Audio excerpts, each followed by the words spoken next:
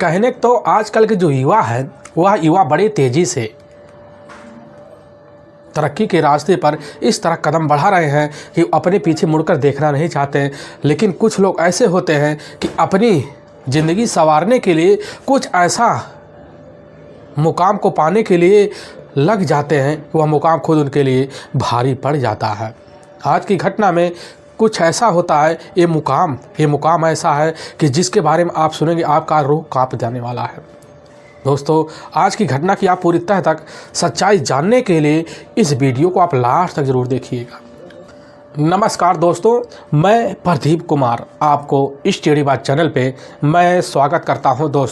दोस्तों, आज की यह जो सच्ची घटना है, यह घटना सुनाने से पहले मैं आपसे एक छोटा सा रिक्वेस्ट करना चाहता हूं, क्योंकि आप अगर इस चैनल पर नए आए हुए हैं और पहली बार आए हुए हैं तो एक बार जाकर आप अपने इन्हीं प्यारे हाथों से आप इस चैनल को सब्सक्राइब ज़रूर कर लीजिएगा, ताकि आपकी वजह से आज यह वीडियो काफ़ी इम्पोर्टेंट होने के नाते यह काफ़ी लोगों तक पहुँचाया जा सके, ताकि लोग इससे और जागरूक हो सके। और इसके लिए हम आपके तहे दिल से शुक्रगुजार रहेंगे। दोस्तों, आज की यह जो सच्ची घटना है, यह घटना है ठीक मध्य प्रदेश, और मध्य प्रदेश का जाना माना शहर पड़ता है इंदौर शहर, और ठीक उसी का गौतमपुरा एक कस्बा लगता है, और उसी में गड़ी बिलौदा गांव पड़ता है। उसी गांव के रहने वाले सुनील कुमार होते हैं, जिनकी उम्र लगभग 28 साल के आसपास होता है, और उनकी पत्नी अपनी होती है, जिसका काल्पनिक नाम होता है रीता। सुनील और रीता के टोटल एक ही बेटा होता है, जिसका नाम यश होता है, और जिसकी उम्र लगभग 30 साल के आसपास होता है। सुनील जो होता है एक छोटा मोटा नौकरी पेशा व्यक्ति होता है। उसकी वजह से उसकी छोटे मोटे परिवार का जो खर्चा होता है बड़े ही बेहतर तरीके ढंग से चल पाता था। सुनील और साथ में उसकी अपनी पत्नी का और बच्चे का जो खर्चा होता बड़े बेहतर तरीके से इस तरह चलता था कि खुशी में ज़िंदगी बीत जाता था। वक्त तो इनकी ज़िंदगी का बड़ा तेज़ी से भागता है और खुशी में ज़िंदगी भागता है। तभी मैं बात कर रहा हूँ 9 जुलाई साल 2017 का। शाम का टाइम हो जाता है, तो उसी वक्त सुनील की जो अपनी पत्नी होती है 3 साल बच्चे यश को बाहर छोड़ देती है, तो बच्चा जो होता अपने ही हम उम्र के बालकों के साथ खेलने लग जाता है। लेकिन जैसे ही कुछ मिनट बीतते हैं, उसी बीच सुनील की जो पत्नी होती है बच्चे के ध्यान आता है, बाहर जाके देखती है कि यश तो नहीं दिखाई दे रहा है। वह सोचने लग जाती है कि आखिर यश कहाँ चला गया। काफ़ी बार यश नाम की आवाज़ लगाती है, लेकिन कहीं पर यश की आवाज़ जो होता है उसके कानों में नहीं पहुँच पाते। आखिर यश की जो अपनी माँ होती है बड़ी चिंता में हो जाती है। उसी समय फ़ोन कर इसकी जो सूचना होता है अब सुनील को दे देती है, और सुनील खबर पाता है तो वह भी सोचने लग जाता है कि आखिर हमारा बेटा कहाँ जा सकता है। बस पत्नी को यही कहने लग जाता है कि एक बार पता कर लो कहीं किसी ने लेकर उसको बाजार तो नहीं गया। यह बात रीता भी सुनती कहते ठीक लग जाती है। उसी बात पे जो होता है लोग उस घर जाती है, पूछताछ करती है। लेकिन जैसे ही कुछ घंटे बीतते हैं तो सुनील भी घर आता है। पता लगता अभी तक यश लौट के नहीं आया। लेकिन जब लौट के नहीं आता तो इसी बीच काफ़ी लोग चिंता में हो जाते हैं कि आखिर यश जो होता है आज बिना बताए कहाँ जा सकता है। काफ़ी लोग जो होते हैं सुनील के साथ तलाशी करने के लिए यश की अब लग जाते हैं। लेकिन जो होता है पूरी रात बीतने का हो जाता है, यश अपने घर लौट नहीं पाता है। काफ़ी लोग तरह तरह की बातें करते हैं, लोग तरह तरह की हर जगह रास्ता बताते हैं कि यहाँ जा सकता है, हो सकता है यहाँ पर गया हो, तो लोग तरह तरह की जगह ढूंढवाते भी हैं। लेकिन सुनील जो होता अपने हिसाब से कई जगह तलाशी करता, यहाँ तक कि आसपास जितने भी बगीचे होते हैं वहाँ भी जाता है, कई जगह पर छानबीन करता है, लेकिन यश के बारे में कोई अता पता नहीं चलता है। लेकिन जैसे ही भोर का टाइम होता है तो भोर के टाइम में ही सुनील के ही पड़ोस का अब रहने वाला दिलीप बागरी होता है, जो बड़ी तेज़ से चिल्लाता है, कहने लग जाता है यश तो हमारे आंगन में बेहोशी की अवस्था में पड़ा हुआ है। यह आवाज़ सुनकर मौके पर जिनके कानों में इधर दिलीप बागरी की आवाज़ पहुंचती है, पहुंचने के बाद जो होता है यश का नाम लेते ही वह इकट्ठा हो जाते हैं आंगन में। लेकिन उसी में से सुनील भी होता है, पहुंचता है और अपने बेटे के करीब जाता है, देखता हुआ अचेत पड़ा हुआ है। लेकिन जब देखता है अचेत अवस्था को, बड़े ही अपने दिल को तोड़ मरोड़ को जानने की कोशिश करता है, लेकिन कुछ व्यक्ति जाते हैं करीब पहुंचते हैं यश को हाथ लगाते हैं, उनको अंदाज़ा हो जाता है कि यश के तो प्राण बखेरू हो चुके हैं। यह बात जैसे ही लोगों के सामने आते हैं, आने के बाद लोगों के आंखों में वही आंसू आ जाते हैं, क्योंकि एक नन्हा मुन्ना बच्चा जो होता है इस तरह अचेत पड़ा होता है, लेकिन सुनील का जो हाथ होता है जैसे ही अब बच्चे के कपड़े पर पहुंचता है तो देखता है जो कपड़ा है पूरी तरह से खून से लथपथ होता है। वहीं में एक व्यक्ति होता है जो अपने नज़दीकी पुलिस थाने और गौतमपुरा फ़ोन कर देता। वहाँ के थाना प्रभारी हिरेंद्र सिंह राठौर जैसे ही खबर पाते हैं अपनी टीम को लेते हैं और लेकर गड़ी बिलौदा गांव पहुंचते हैं। सुनील के घर देखते हैं, बाहर जो होता है सुनील के घर जमावड़ा लगा हुआ है, उसके दाहिने ही तरफ इधर दिलीप बागरी का घर होता है, भीड़ तो वहाँ जमा होता है। पुलिस की टीम वहाँ पहुँचती है, थाना प्रभारी राठौर भी वहाँ जाते हैं और करीब जाते हैं, उस बच्चे को हाथ लगाते हैं। वो अभी समझ जाते इस बच्चे के तो शरीर में प्राण है ही नहीं, लेकिन जब पूरे शरीर को बॉडी को चेक करते हैं तो और तरीके से देखते हैं कि शरीर पर काफ़ी ज़्यादा छिद्र हैं। ऐसा लगता है किसी नुकीले यानी कि सुई से शरीर में काफ़ी छेद किए गए हैं। पुलिस समझ जाती है कि यह जो निशान है या सुई के हैं, बल्कि इस तरह के जो कारनामे होते हैं अक्सर देखा जाए तो तंत्र मंत्र के कारनामे ऐसे ही होते हैं। थाना प्रभारी राठौर भी समझ जाते हैं कि यह जो किया गया है हमें लग रहा है तंत्र मंत्र की वजह से किया गया है। पुलिस की जो टीम होती है वहाँ काफ़ी लोगों से पूछताछ करती है और सुनील और उसकी पत्नी से पूछताछ किया जाता है। सुनील से यही पूछा जाता है क्या तुम्हारा किसी के साथ दुश्मनी है, या तुम्हारे बेटे का कहीं किसी दिन पहले झगड़े तकरार हुए हैं, या तुम्हारे बेटे का किसी को लेकर रंजिश है। यह बात सुनता है सुनील कहने लग जाता कि नहीं साहब, हमारे बेटे और यहाँ तक कि हमारा किसी से आज तक झगड़े तकरार नहीं हुए। हम तो एक प्राइवेट जॉब करते हैं और उसी से अपने परिवार का खर्चा बर्चा चलाते हैं। पुलिस की टीम उधर सुनील की पत्नी से पूछताछ करती है। सुनील की पत्नी की जो हालत होती है देखने लायक नहीं बनती, क्योंकि अचेत अवस्था में पड़ी होती है। पुलिस की टीम जो होता है वहाँ पूछताछ करना स्वाभाविक नहीं समझती, इसीलिए पुलिस की टीम बॉडी का वहीं पंचनामा भरती है और भरने के बाद उठाकर अपने ही नज़दीकी जो सरकारी अस्पताल होता है अब उसी में मोर्चरी भिजवा देती है। पुलिस की टीम अपने थाने आती है, लेकिन थाने में पहले से ही सुनील के द्वारा गुमशुदगी का मुकदमा दर्ज होता है। पहुंचने के बाद पुलिस की टीम गुमशुदगी का मुकदमे को बदलकर हत्या का मुकदमा दर्ज कर लेती है और इस केस में जांच पड़ताल के लिए अब लग जाती है। लेकिन पुलिस जांच पड़ताल जब करना शुरू कर देती है तो पुलिस के सामने कोई ऐसा सबूत नहीं मिलता जिसकी वजह से पुलिस हत्यारे तक बड़े आसानी से अब पहुँच सके। इसीलिए पुलिस का जो सबसे बड़ा मकसद बनता है वह मकसद बनता है दिलीप बागरी का घर, क्योंकि उसी के आंगन में जो होता है यश का डेड बॉडी मिला हुआ था। पुलिस की टीम शंका के बिना पर दिलीप के पास पहुंचती है और उससे जब पूछताछ करने लग जाती है तो दिलीप जो होता है बड़े स्वाभाविक तौर से थाना प्रभारी राठौर के सामने कहने लग जाता कि साहब आखिर हम जो होता है अपने ही पड़ोस के रहने वाले सुनील के बेटे यश के साथ ऐसा क्यों करेंगे साहब, हम तो उसे अपना बेटा मानते हैं। तौर तरीके से अपने घर उसको अपने लाकर साथ तना देते हैं। कोई भी चीज़ की ज़रूरत पड़ती तो हम जाकर दिलीप को दे आते साहब। हम तो खुद जो था लगभग रात के 12 बजे तक सुनील के साथ मिलकर उसके बेटे यश की तलाशी करते हैं। आप एक बार उनसे पूछ सकते हैं। थाना प्रभारी राठौर भी समझ जाते हैं कि हो सकता है दिलीप जो कह रहा है पूरी तरह से सच हो, क्योंकि कोई भी व्यक्ति अपनी दुश्मनी मिटाने के लिए या तो भाई दिलीप से दुश्मनी होगा या तो सुनील से दुश्मनी होगा, इन्हीं दोनों से दुश्मनी मिटाने के लिए यश की बॉडी को अपने हाथों से तंत्र मंत्र कर कर पूरी तरह सुपुर्द कर कर लाकर आंगन में रख गया होगा। पुलिस की टीम वहां से खाली हाथ लौट आती है। थाना प्रभारी इस केस में उलझ जाते हैं, ना सोच पाते हैं ना कुछ समझ पाते हैं आखिर हत्यारा कौन हो सकता है। पुलिस की टीम जो होती है उस समय ढीली पड़ती चली जाती है। लोगों का प्रेशर पुलिस के ऊपर पड़ना शुरू हो जाता है। तभी वहाँ सच्चों के निर्धारित पर वहाँ नए थाना प्रभारी आते अनिल वर्मा जो होते हैं काफ़ी तेज तर्रार होते हैं और चालाक भी होते हैं। उनके मकसद में कई केस ऐसे उलझे पड़े होते हैं जिनको तौर तरीके से उसका उपहरण भी कर चुके होते हैं। और जैसे ही पहुंचते हैं तो सबसे पहले वहाँ के जो पुराने थाना प्रभारी राठौर होते हैं काफ़ी इंस्पेक्टर से पूछताछ करते हैं। उनके सामने कुछ चौंकाने वाले रहस्य निकल के आते हैं और उसी बिना पर सबसे पहले जो निगाह होता है, जो शंका होता है, वह जाकर सीधा का सीधा दिलीप के ऊपर पड़ जाता है, क्योंकि दिलीप के ही आंगन में यश का डेड बॉडी मिला हुआ था।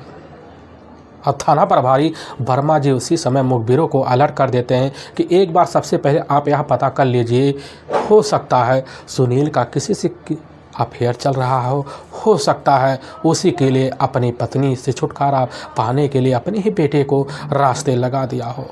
अब खबरी जो होते हैं वर्मा जी की बात मान लेते हैं, तौ तरीके से जाते हैं, काफ़ी लोगों से पूछताछ करते हैं, लेकिन सुनील के बारे में कोई जो होता है अनहोनी वाली बात नहीं पता चलता। पुलिस भी वहाँ खाली हाथ जो होता है मुखबिरों से सूचना पाकर काफ़ी असमंजस में पड़ जाती है। थाना प्रभारी दूसरी तरह से जांच पड़ताल करने की हिदायत देते हैं, क्योंकि दिलीप के बारे में पुलिस भी जानने के लिए लगी पड़ी होती है, मुखबिर लगे होते हैं अपने तौर तरीके से। तभी मुखबिरों को पता चलता है कि दिलीप की लगभग 3 शादी तक हो चुकी है और तीनों शादियों का करने का जो कारण है, सिर्फ वह जो मकसद है, एक बेटे की चाहत है। पुलिस भी समझ जाती है कि बस करो, जो चाहत है उसी चाहत के लिए दिलीप ने कुछ ना कुछ गलत तरीका अपनाया होगा। लेकिन खबरी गलत तरीके जानने के लिए भी लग जाते हैं और तभी पता चलता है दिलीप की जो पहली पत्नी होती है, जिसके टोटल 2 बेटियां होती हैं, लेकिन तीसरा बेटा होते वक्त जो था पत्नी और वह बेटा भी दुनिया छोड़ के चले जाते हैं। लेकिन दोनों पत्नियों के अभी तक कोई संतान तक नहीं हुए। बेटे की चाहत में यहाँ तक कि तंत्र मंत्र का सहारा भी ले रहा है। अब पुलिस जैसे ही खबरी के द्वारा जान पाती है कि तंत्र मंत्र का सहारा जो होता है इधर दिलीप अब ले रहा है, पुलिस को समझते टाइम नहीं लगता। तंत्र मंत्र के द्वारा जो हाथ है यश के ही किया गया है। अब पुलिस की जो टीम होती है, अब इधर दिलीप की अपनी दोनों पत्नी, एक पुष्पा होती है, एक संतोष कुमारी होती है।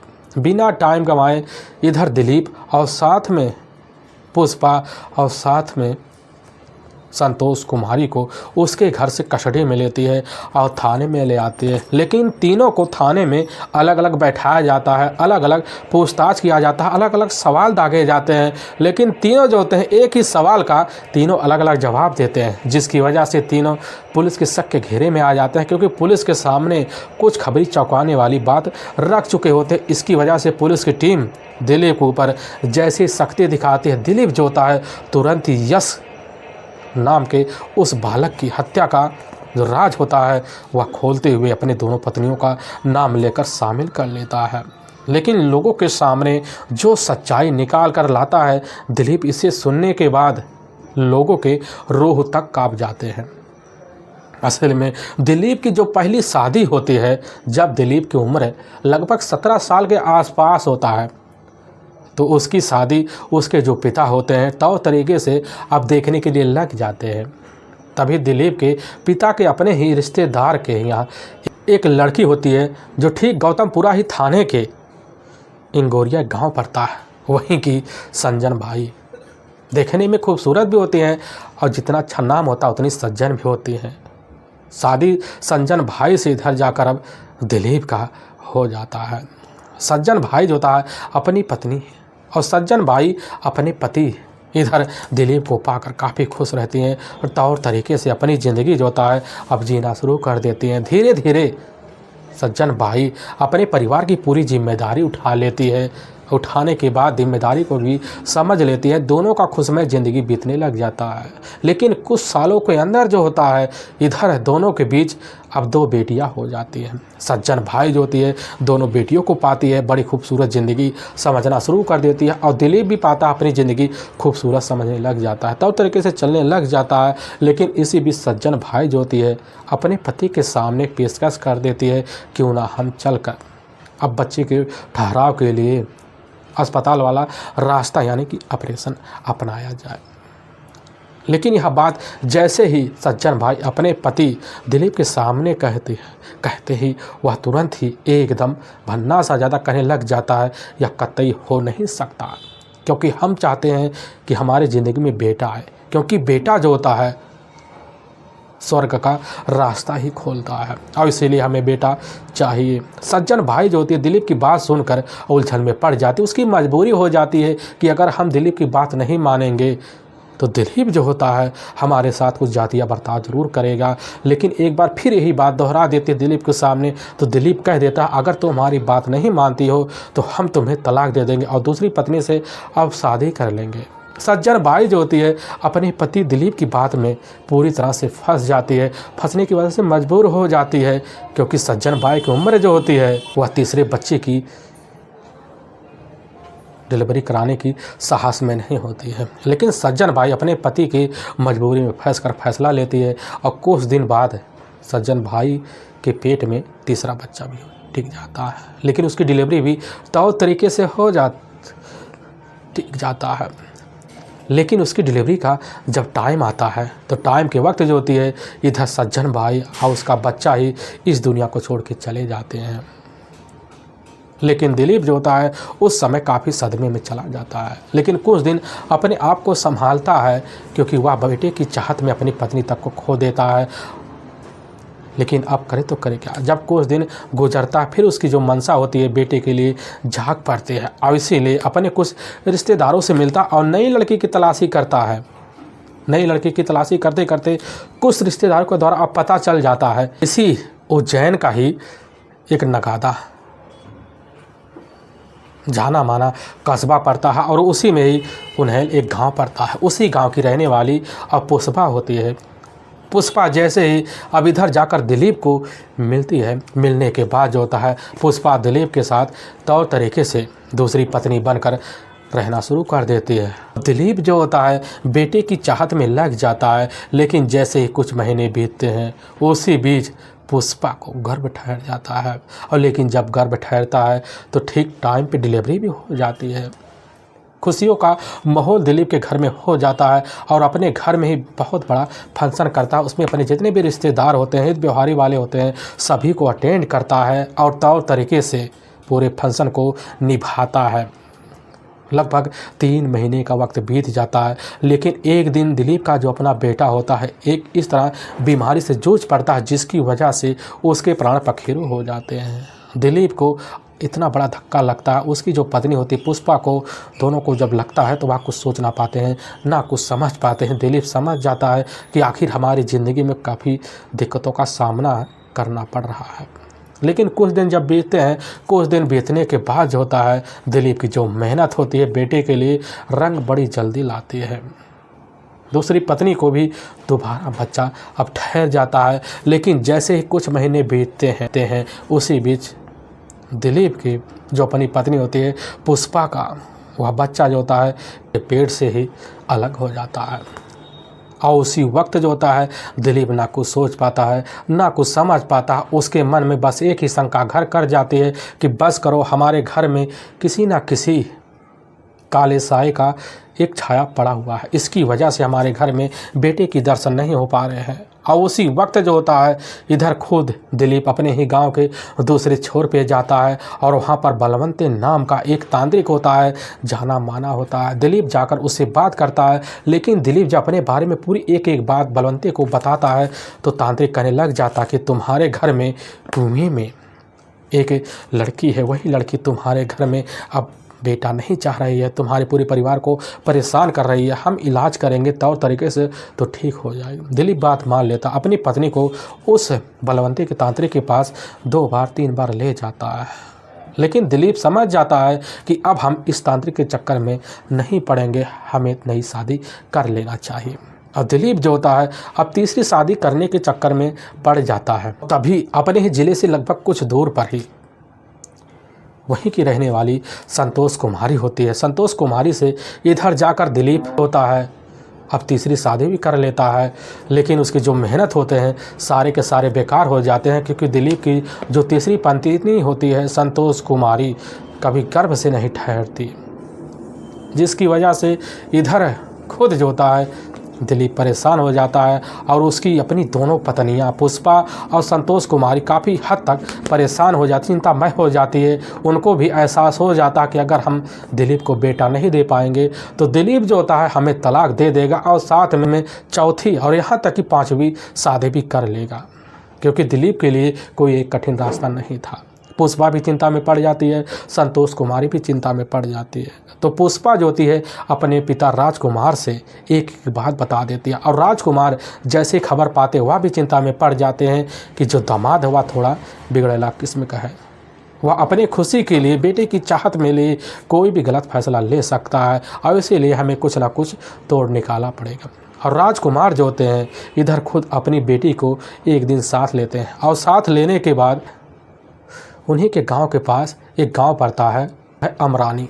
अब उसी गांव के ही एक बाग होता, उसी बाग में एक कुटिया होता, उसी कुटिया पर रहने वाला एक जाना माना तांत्रिक होता है आबाराम आगरी।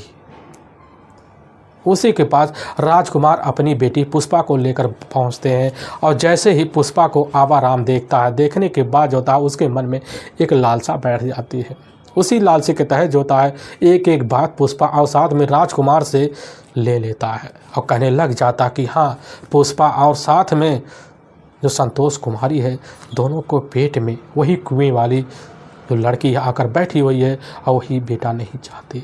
उसको भगाने के लिए हमें जो होता है एक ऐसा तुम्हें काम बताना पड़ेगा, यह काम अगर हो जाएगा तो तुम्हारी ज़िंदगी संवर जाएगी और बेटे की भरमार लग जाएगी। इधर पुष्पा जो होती है अपने घर लौटती है और लौटने के बाद अपनी जो सावतान होती है संतोष कुमारी को भी लेती है, फिर पहुंच जाती है। लेकिन वह जो तांत्रिक होता है आबाराम आगरी दोनों को अपनी बातों में इस तरह उलझा लेता, मोह लेता, कहने लग जाता है कि तुम्हें एक काम करना होगा, तो तरीके से अपनी दिलीप को किसी भी तरह मना दना लो तो तुम्हारे लिए भलाई होगा। यह जो बात होता है इधर संतोष कुमारी और पुष्पा भी समझ जाते हैं। तांत्रिक यही बात उनके सामने कहने लग जाता है कि तुम्हारे जो पेट में जो कुएं की जो लड़की है उसे एक बच्चे की प्राण चाहिए और प्राण इस तरह चाहिए कि बच्चे के शरीर पर काफ़ी सारे सुइयाँ चुप होया जाए और जितने भी ब्लड गिरे और सभी ब्लड एक बालू पे गिरे और उसी बालू पर तुम्हारा जो पति है दिलीप जितने भी औरतों के साथ रिश्ता रखेगा सभी को बेटा होगा। और यहाँ तुम्हें काम सिर्फ पूर्णिमा के दिन ही करना है। दोनों बात को समझ जाते हैं लेकिन उनके दिल की हिम्मत जो होती है वह जवाब दे जाती है कि आखिर दिलीप के सामने कैसे इस बात की अब जिक्र किया जाए। अब इधर संतोष कुमारी और पुष्पा घर पहुंचते हैं, सारी बात की जो जानकारी होता है दिलीप को दे देते हैं। दिलीप जैसे ही पता पाता है तो एक बार सोच में तो पड़ता है कि आखिर जो होता है नवजात बच्चा कहाँ मिलेगा, जो अपने बाप अपनी माँ का इकलौता संतान हो, वह सिर्फ बेटा ही हो। दिलीप और इधर पुष्पा संतोष कुमारी तीनों सोचने लग जाते। तभी दिलीप के दिमाग में एक ख्याल आता है, हमारे ही पड़ोस का रहने वाला सुनील का अपना बेटा यश तो अपने माँ बाप का इकलौता बेटा ही है। और उसी वक्त तीनों एक ऐसा षड्यंत्र रचते हैं और उसी षड्यंत्र के तहत जो होता है इधर यश की अपहरण करने के लिए लग जाते हैं, क्योंकि अपहरण करने के लिए उनके पास एक सरल रास्ता भी होता है, क्योंकि यश उनके घर पहले से आना जाना होता है। आने जाने की वजह से उनके लगने लगता है काफ़ी आसान रास्ता है। दूसरे दिन यानी कि 9 जुलाई अब साल 2017 का है। अब जैसे ही 6 बजे के आसपास टाइम होता है तो उसी वक्त पुष्पा और साथ में संतोष कुमारी दोनों देखते हैं कि यश जो होता है अपने ही आंगन में खेल रहा है। दोनों उस बच्चे के करीब जाते हैं और यश को अपने बातों में उलझा लेते हैं और इधर अपने कमरे में लेकर पहुंच जाते हैं। अंदर ही दरवाज़ा बंद कर बच्चे को वहीं रख देते हैं। और इसकी जो सूचना होता है उसी समय एक बड़ नगर पड़ता है, वहीं पर जुआबाजी कर रहा होता है दिलीप बागरी। मौके पर कुछ लोगों के साथ बैठकर पत्ते लगाए जा रहा होता है। तो उसी वक्त जो होता है पुष्पा फ़ोन करती है, एक एक बात की जानकारी दे देती है। लेकिन जैसे ही खबर पाता है तो बड़ा खुश हो जाता है दिलीप बागरी। तुरंत ही आधे काम को छोड़कर वहीं से निकल जाता। लेकिन जैसे ही गांव पहुंचता पता लगता है इधर सुनील अपने बेटे यश की तलाशी कर रहा है। तो उसी वक्त खुद जो होता है दिलीप सुनील के साथ जाता और उसके बच्चे की तलाशी अपने तौर तरीके से करवाता है। यहाँ तक शंका नहीं होने देता कि हमारे घर में उसका बेटा है। गांव में जाता है। जब उसको यकीन हो जाता है कि हमारे घर आप नहीं जाएंगे, तो रात का लगभग वही 12 बजे के आसपास टाइम हो जाता है। इधर खुद दिलीप भागरी जो होता है पीछे वाले रास्ते से अपने घर में घुस जाता है। आप पड़ोसी जो होते हैं थका हारा हार के वह मौके पर अपने अपने घर में सो जाते हैं। लेकिन जैसे ही कमरे के अंदर दिलीप दाखिल होता है तो देखता है नज़ारा, एक तांत्रिक का वहाँ बैठा हुआ है और एक बालू बिछा हुआ, उसी बालू पे यश को लिटाया गया है और उसी के पास पुष्पा और साथ में संतोष कुमारी है। उनके दोनों के हाथ में सुइयाँ होती हैं। तांत्रिक के बताए हुए अनुसार जो होता है पूर्णिमा का टाइम जब फिक्स हो जाता है, उसी दिन जो होता है जैसे पूर्णिमा का समय आता है, इधर खुद दिलीप भागरी और पुष्पा और साथ में संतोष कुमारी तीनों बच्चे के करीब जाते हैं और उसी चूही को तीनों अपने हाथ में लेकर चुभेना जैसे शुरू कर देते हैं तो वह चीख पड़ता है यश और उसका मुंह उसी समय दोनों अपने हाथ से दबा देते हैं और तब तक दबाए रहते हैं जब तक वह सुई चुभ होते रहते हैं। बच्चा चीखता रहता है। जितने भी सुई से चुभे हुए जगह पर खून जो होते हैं रिस रहे होते हैं, सभी उसी बालू में जा रहे होते हैं, सोख रहे होते हैं, क्योंकि तांत्रिक के अनुसार उसी बालू पर दोनों औरतें के साथ रिश्ता रखना हुआ होता है। लेकिन लगभग 3 घंटे का वक्त बीत जाता है। जैसे 3:30 बजता उसी वक्त जो होता है बच्चे यानी कि यश के प्राण पखेरु हो जाते हैं और ले जाकर इधर दिलीप अपने हाथों से अपने ले जाकर अपने आंगन में रख देता है। फिर उसी बालू पर आकर तीनों इतने खुश हो जाते हैं कि एक साथ जो होता है दिलीप अपने दोनों पत्नियों के साथ वही संबंध बनाता है। बार बार उसको पूरी तरह से यकीन हो जाता है कि आज के बाद हमें बेटे दोनों पत्नियों से प्राप्त होंगे। लेकिन वाकई में दोस्तों पुलिस के सामने जब यह सच्चाई जो होता है इधर दिलीप भागरी और पुष्पा संतोष कुमारी से आती है तो पुलिस के सामने जितने भी खड़े लोग होते हैं थाने में सभी लोग दहल से जाते हैं। लेकिन एक टीम उसी वक्त तांत्रिक जो होता है आबाराम आखिरी की तलाशी में लग जाती है। पुलिस कुछ घंटे मेहनत करती है, तभी पता चलता है कि रेलवे स्टेशन पे मौके पर खड़ा हुआ है। पुलिस की टीम जाती आबाराम तांत्रिक वहीं से अरेस्ट करती अपने थाने में ले जाती है और पहुंचती है। जैसे ही पूछताछ शुरू कर देती है तो आबाराम आभरी जो होता है पुलिस के सामने टूट सा जाता, कहने लग जाता कि साहब हम तो कोई ऐसे बड़े तांत्रिक है नहीं, बस हमारा एक चाल था, क्योंकि हमने जब से पुष्पा और साथ में संतोष कुमारी को देखा था तो पानी की चाहत में हमने इस तरह गलत रास्ता दिलीप के लिए बताया ताकि हमारे ही इस तरह पे फंसकर दिलीप खुश होता है जेल में हमेशा हमेशा के लिए और चला जाए और किसी तरीके से कैसे न तैसे कर कर पुष्पा और साथ में उसकी अपनी जो तीसरी पत्नी होती है संतोष कुमारी से दोनों से हम खुद शादी कर लेंगे और फिर अपने मंसूबों को कामयाब कर लेंगे। पुलिस यह बात जैसे सुनती है तो पुलिस के रोंगटे तक खड़े हो जाते हैं कि आखिर एक तांत्रिक लोगों को अपनी बातों में कैसे उलझा लिया। लेकिन पुलिस की जो टीम होती है अब इधर आबाराम आभरी और साथ में दिलीप आभरी और साथ में पुष्पा संतोष कुमारी चारों को अपने कस्टडी में लेकर वहाँ के ही न्यायालय में पेश कर देती है और न्यायालय में पेश करने के बाद चारों के ऊपर काफ़ी गंभीर धारा मुकदमा दर्ज करके ले जाकर हमेशा हमेशा के लिए जेल के सलाखों के पीछे डाल देती है। दोस्तों हमें इस घटना का सुनाने का उद्देश्य किसी के दिल को ठेस पहुंचाना नहीं है, बल्कि आपको यह बताना है कि आप जहां भी रहें आप सावधान और सतर्क रखें और अपने परिवार को भी सावधान करें, और इसके लिए हम आपके तहे दिल से शुक्रगुजार भी रहेंगे। दोस्तों फिर मिलेंगे एक नई वीडियो के तहत, तब तक के लिए जय हिंद और जय भारत।